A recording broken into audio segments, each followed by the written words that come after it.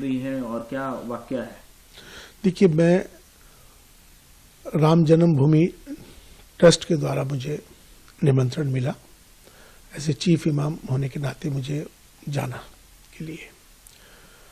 मैं 2 दिन तक इस पर बहुत विचार करता रहा कि मुझे क्या करना चाहिए, क्योंकि मेरे लिए मेरी जिंदगी का ये सबसे बड़ा फैसला था। मैंने फिर फैसला ये लिया कि मुझे जाना है आपसी सौहार्द के लिए, अपने देश के लिए, राष्ट्रहित में। ये मैंने फैसला लेते हुए मैं अयोध्या चला गया।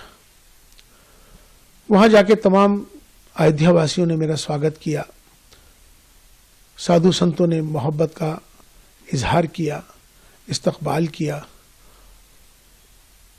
वहां से मैंने अपना एक पैगाम, जो कि पैगाम मोहब्बत, मैंने वहां से दिया। वो पैगाम मोहब्बत जो था, मैंने उसमें कहा कि हमारी सबकी जातियां जरूर अलग हो सकती हैं, हमारे पंथ जरूर अलग हो सकते हैं, हमारे इबादत करने की तरीके, पूजा पद्धति अलग हो सकती है, हमारे सबके धर्म जरूर अलग हो सकते हैं, लेकिन हमारा जो सबसे बड़ा धर्म है इंसान और इंसानियत का है। और हम भारत में रहते हैं, हम सब भारतीय हैं। आओ हम सब मिलकर भारत को मजबूत करें, भारतीयता को मजबूत करें, राष्ट्र सर्वोपरि है।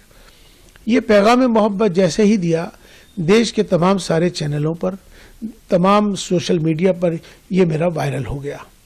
वायरल होने के बाद उनको सबको ये मालूम हो गया कि इमाम साहब, चीफ इमाम साहब वहाँ पहुँच गए और उन्होंने ये फतवा जारी कल किया है। वैसे तो मुझे 22 जनवरी की शाम से ही तमाम मेरे नंबर्स पर अलग अलग जगहों से मुझे धमकियां आने लगी, मेरे खिलाफ नफरत अंगेज माहौल बनाने लगे, मेरे खिलाफ उन्होंने जो अब शब्द जो कहने के होते हैं वो कहे, तमाम मुझे अलग अलग जगहों को, मुझे, मेरे परिवार को तमाम बहुत सारा बुरा भला कहा जाने लगा। इसी बीच में कुछ फोन्स कॉल आए जिनको मैंने रिकॉर्ड कर लिया है, उनके नंबर्स जिन्होंने मुझे जान से मारने के लिए, मुझे बहुत ज़्यादा तकलीफ देने के लिए जो इस तरह के फ़ोन आए, वो भी फ़ोन आए, माफ़ी के भी फ़ोन आए।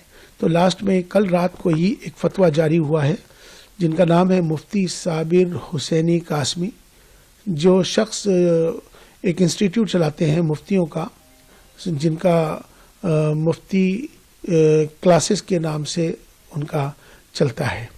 मैं उनको जानता नहीं हूँ, मेरी उनसे कोई जानकारी नहीं है, लेकिन ये सोशल मीडिया के माध्यम से, वो तमाम देश भर के इमामों के माध्यम से मेरे पास अलग अलग जगहों से फतवा आना शुरू हो गया था।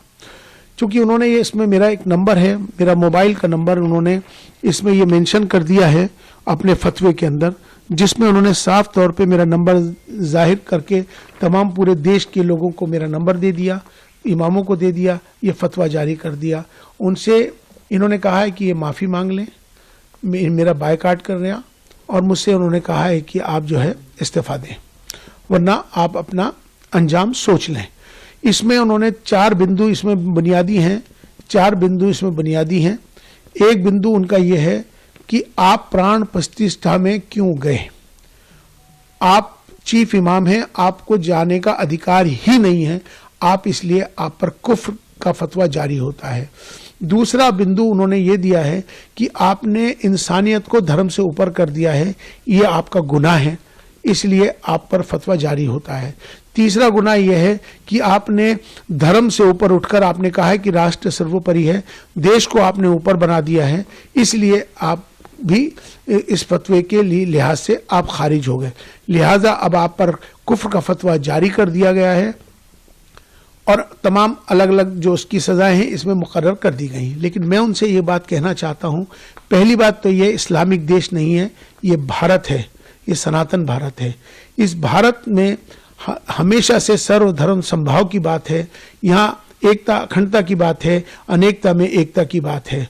अगर उनको मेरे इस पैगाम मोहब्बत से तकलीफ है, मेरा विरोध कर रहे हैं, तो उनको, मुझे लगता है कि अगर मैं राष्ट्र के साथ, देश के साथ अगर प्रेम कर रहा हूँ, मेरा ये दोष है कि मैं अपने देश से प्रेम करता हूँ, मेरा इसलिए विरोध कर रहे हैं, तो मुझे लगता है कि शायद उनको पाकिस्तान चला जाना चाहिए।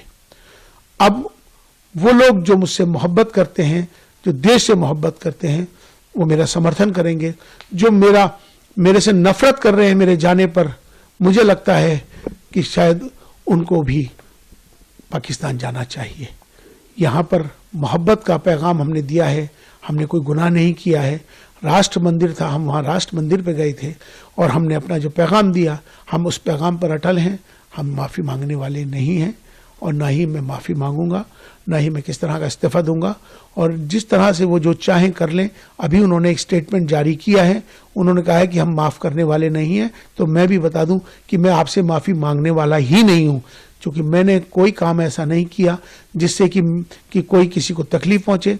मेरा मकसद है, अपना देश है, देश हमें देता है सब कुछ, हम भी तो कुछ देना सीखें। ये भाव सबके अंदर आना चाहिए। राष्ट्र सर्वोपरि है।